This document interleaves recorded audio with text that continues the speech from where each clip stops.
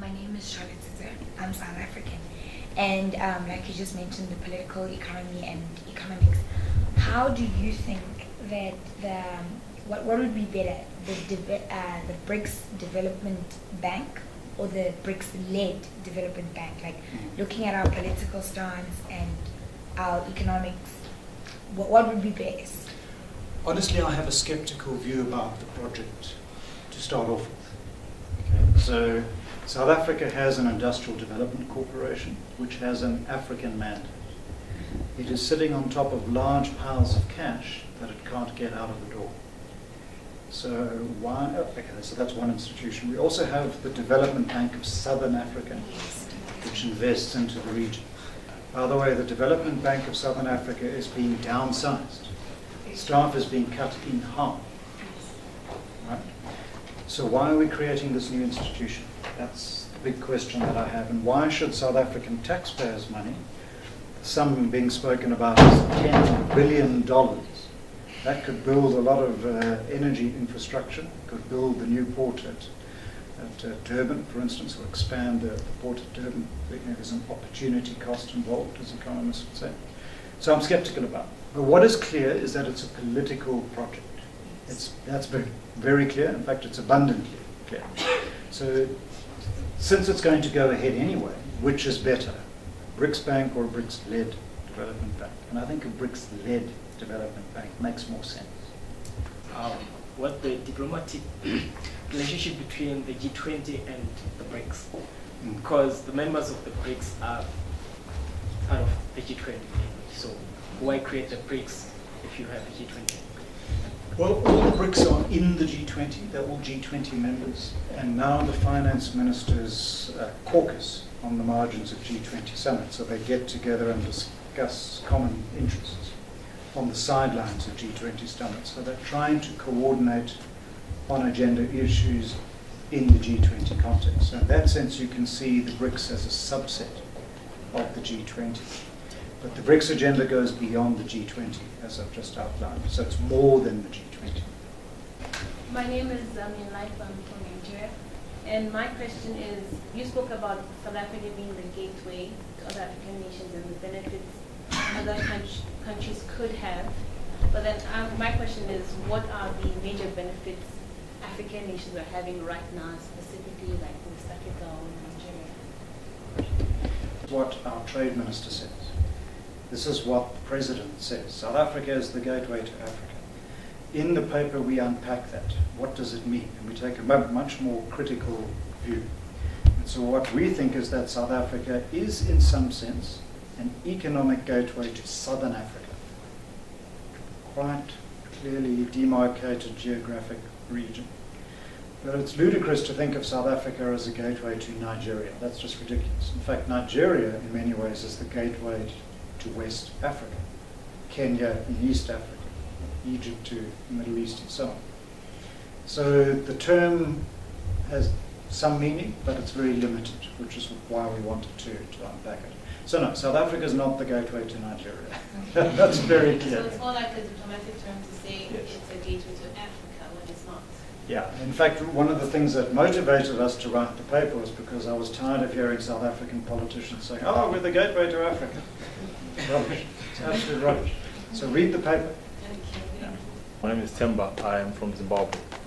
I just wanted to find out what the stance is within the BRICS countries in terms of economic policy. Is it neoliberal? Is it because I mean you have China there, and you have Russia as well, who are leaning more towards the social and the communist side, and then you have aspiring free market economies like South Africa and Brazil.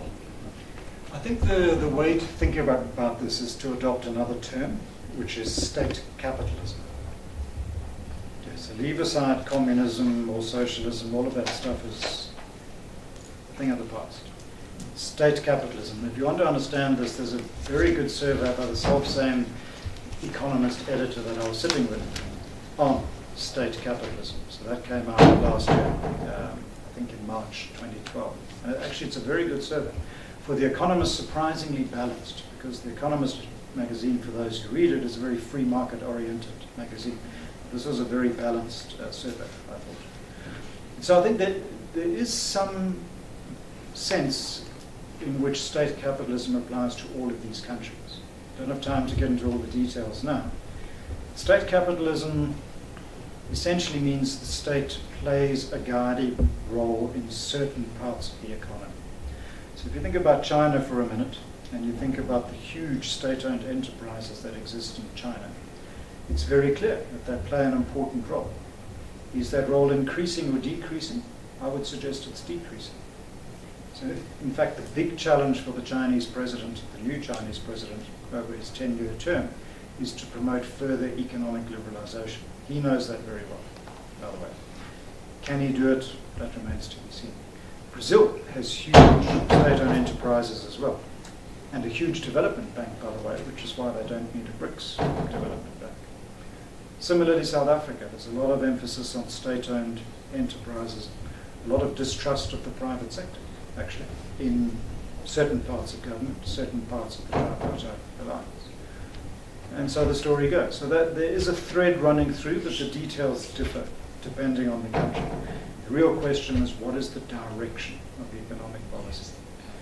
That's very difficult to judge. You have to do it on a country-by-country basis. I mean, just to take South Africa, for instance, if you believe the rhetoric coming out of the ANC, we're about to adopt the National Development Plan, right?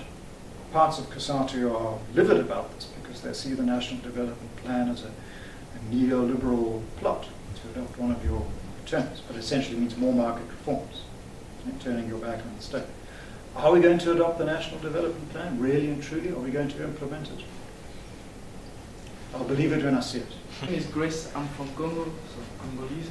I just want your point of view in terms of ideologies within the G7 and BRICS, because you said like within the G7, so there's like those kinds of norms that try to keep the members together in terms of ideologies, or is it because of the United States as the big mark in the GP? Because when it comes to BRICS, you said like there's going to be like some clashes between the members. Like, is it because of the United States within the G7 that the ideologies like the members don't disagree on other things, but for the BRICS you're not like that's quite sure. So. Okay, so I would say a couple of things about the G7 countries. When it comes to the political ideological level, they're all democracies. That is important. They share that in common. To a greater or lesser extent, they all believe in the rights of the individual, but of course Japan culturally is very strongly group-oriented. And they all, by and large, believe in the role of markets, so market-led development, with differences of opinion amongst them. Now, when it comes to the idea of the US being the boss and driving the others, I would say on the security front, this is Scott's terrain, not mine, but my view is that on the security front, yes, that's true. The US is the global superpower. It doesn't have all things all its own way, but it is the global superpower. But on the economic front, I can assure you the Germans, for instance, and the US do not agree on a number of things, not least how to manage the European crisis. And currently, it's the Germans calling the shots, not the US in Europe. So that shows you that there is independence within the G7 on the economic agenda. Security agenda is another national tower. Okay. The gap between the rich and the poor has been widening in the last few decades. Yeah. And Here or globally? worldwide. Poverty has, the world is getting richer, but people are still getting poor. What I'm trying to ask is that the Brentwood systems like the IMF, World Trade Organization, they've been in progress, they've been trying to help that problem. Do you think a BRICS-led bank, will it help in reducing that gap, the inequalities in the world? Because slums are there in Brazil, slums are there in Russia. Every BRICS country has slums, has poor people and all those things. So will that, is it one of the focuses to literally reduce the gap? I don't think that's the primary focus of a BRICS bank or a BRICS-led development bank, no.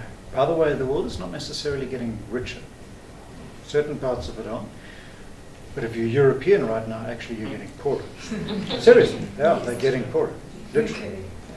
So that's interesting. And in that sense, the wealth gap is narrow. But to come back to your question, I think a BRICS-led development bank, which it's more likely to be, will focus on things like infrastructure. So it's not going to have a poverty mandate per se, or reduction of inequality as its mandate, but it's going to focus on building the infrastructure, the energy systems, the road systems, and so on. And through that to generate economic activity. And through growth, hopefully poor people will be lifted up. It's the rising tide lifts all boats scenario. So I don't think there's a direct link to the inequality issue.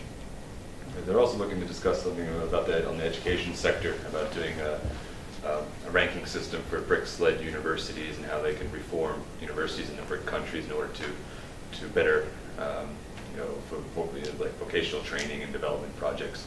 That's also on the agenda, but probably not in Durban. Maybe something small, but that's something they're going to be looking at the longer term about improving education in the country. So, whether that falls under the development bank, probably not. It'll probably be a separate initiative like the Business Council. How do the BRICS nations as individuals sort of balance their interests with those of sort of regional organizations like SADC and then sort of those other organizations in South America? How do they balance that and sort of are negotiations very much interest-led, or are they very much more based on trying to gain common consensus? Okay. So just firstly on the inequality story, something to note is that Brazil has very successfully reduced inequality in the last 10 years or so. There's a big debate as to how that happened. You might have heard Cosatu talking about a Lula moment. So that's their argument, is that it's President Lula, ex-President Lula, who drove that. I have a different view on it, but certainly and objectively, they've reduced poverty substantially in the last 10 years, and the middle class has grown. And in fact, they now can't find people to hire in Brazil. It's very interesting. So the economy has diversified, it's expanded, and that's lifted people out of poverty. That's part of the story. South Africa inequality has kind of flatlined. It stayed very high and pretty steady. In fact, if it hadn't been for a whole range of government grants, inequality would have risen in South Africa. We haven't had the kind of economic growth that these other BRICS countries have. But now, bringing in the regional level, when it comes to reducing inequality, I think regional organizations, that's not really their primary mandate. They're really about integration of policies and regulations, depending on what you're looking at. So SADC has a free trade area, for instance, and it reduces barriers to trade amongst the member states. That's one of its primary missions. There's also a SADC power pool. So we've got all these problems with energy generation, but actually we can import power, and we do import power from Cahora Bassa up in the north of Mozambique, as an example. If we'd only let the Botswanans build their coal-fired power station a couple of years back, we'd be importing power now from Botswana as well. So it's about that kind of integration amongst the member states, promoting economic activity, which, again, indirectly will hopefully promote growth and lift people out of poverty.